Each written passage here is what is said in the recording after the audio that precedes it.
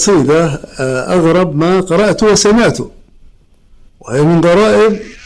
الأراجيز في اللغة العربية، وهي لرجل من بني تميم يقال له صحير. والتخريج هي في أمال القالي، وأيضا في اللسان وفي المقاييس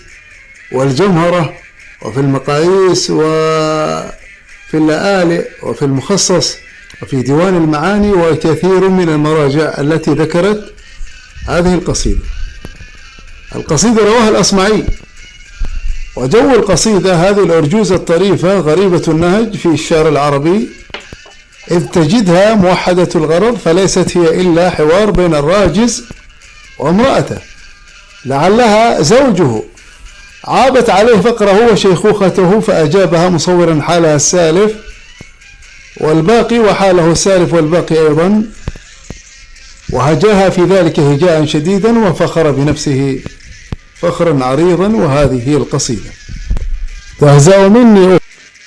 قال صحير التميمي يهجي زوجته يقول: تهزأ مني أخت آل طيصلة، قالت أراه مملقا لا شي له، وهزئت مني بنت موألة، قالت أراه دالفا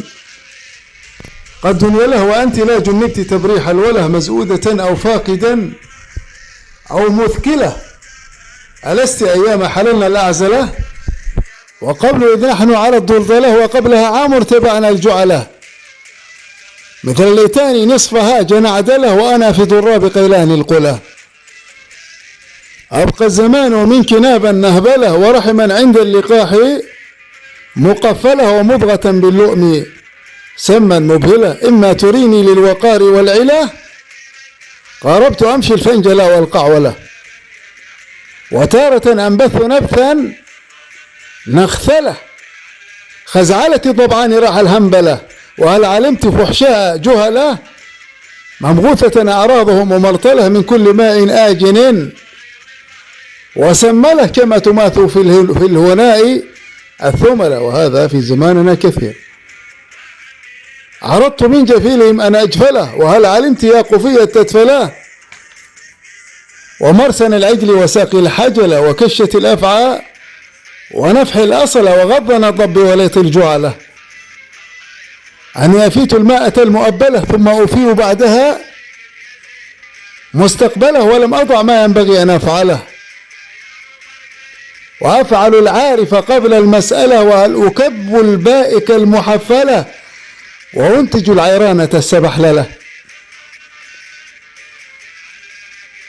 وأطعن السحساحة المشلشلة على غشاش